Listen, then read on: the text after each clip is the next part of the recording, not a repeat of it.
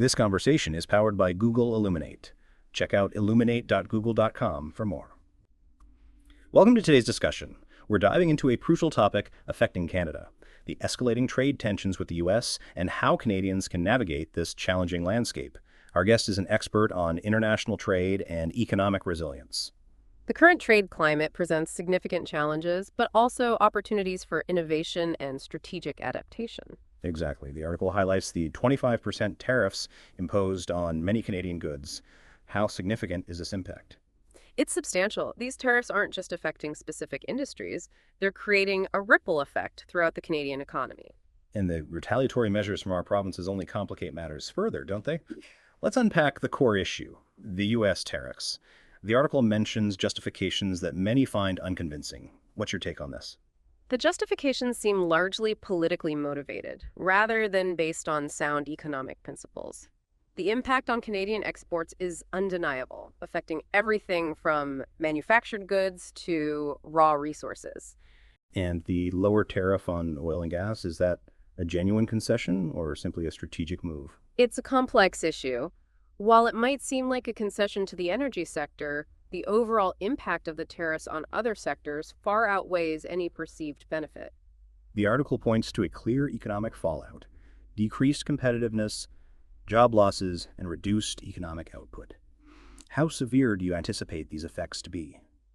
The severity depends on several factors, including the duration of the tariffs and the ability of Canadian industries to adapt. However, the potential for significant negative impacts is very real. Increased import costs will also fuel inflation and reduce consumer spending. So it's not just about export losses, it's about the broader impact on the domestic economy as well. The article also highlights the political instability in Canada with the Prime Minister's impending departure and differing provincial strategies. How does this affect Canada's negotiating position? This internal division weakens Canada's negotiating power significantly. A unified front is crucial in international trade negotiations. The lack of a clear, consistent national strategy creates uncertainty and undermines our ability to effectively address the situation. This internal discord creates a perception of weakness on the world stage, doesn't it? The risk of a full-blown trade war is a serious concern. What are the potential consequences of such an escalation? A trade war would severely disrupt both domestic and global markets. It would lead to significant economic losses for Canada and negatively impact global trade relationships. The consequences could be far-reaching and long-lasting. It's a scenario that needs to be avoided at all costs. The article proposes a multi-level strategy for resilience. Let's start with what individual Canadians can do. The emphasis is on staying informed, supporting local businesses, and developing new skills. How effective are these individual actions? These actions are crucial. An informed citizenry can hold leaders accountable. Supporting local businesses strengthens the domestic economy, making it less vulnerable to international trade fluctuations. Investing in skills development enhances adaptability in a changing economic landscape. It's about empowering individuals to take control of their economic well-being. Now, let's move to the roles of different levels of government. The article suggests that municipal governments should focus on economic diversification, regional coordination, and workforce development. Is this a realistic approach? Absolutely. Municipal governments are on the front lines and can foster economic resilience by supporting diverse industries and investing in local workforce training. Regional coordination is key to aligning local strategies with broader national goals. And what about the provincial governments? The article emphasizes diversifying trade partnerships, supporting impacted industries, and maintaining a unified political front. Provincial governments have a critical role in exploring new trade opportunities beyond the U.S. market.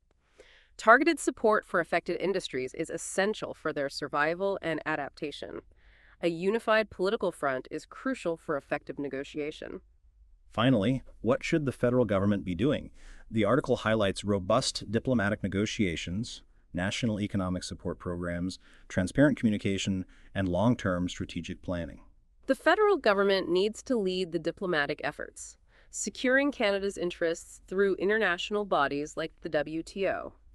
Comprehensive economic support programs are necessary to help businesses adapt and innovate. Transparent communication builds public trust and ensures a coordinated national response. Long-term strategic planning is crucial for building a resilient economy that can withstand future trade shocks. It's a collaborative effort, requiring coordinated action at all levels. The article concludes with a call to action, urging Canadians to educate themselves, support local initiatives, engage politically, invest in their future, and collaborate. How important is this collective action? This collective action is paramount. It's about Canadians taking ownership of their economic future and working together to build a more resilient nation. It's not just about reacting to the crisis, it's about proactively shaping a better future. So, in your expert opinion, what is the most critical aspect of navigating this trade turmoil? The most critical aspect is a coordinated, multi-level response. This requires strong leadership at all levels of government, coupled with active participation from individual Canadians. It's about building a resilient economy that is diversified, adaptable, and less dependent on any single trading partner.